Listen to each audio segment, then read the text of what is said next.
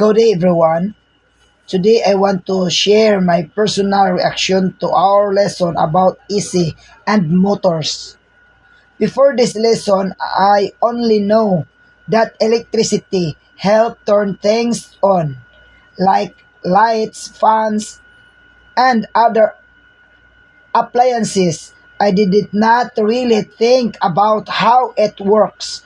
But after learning about AC or alternating current, I started to understand what electricity is not just simple.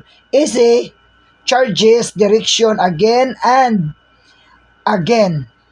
And this is very useful because it can travel long distance without losing too much energy. What I found most interesting is how easy is used in motor. At first, I thought motors were very complicated, but when it was explained in class, I realized the basic idea is actually easy to understand.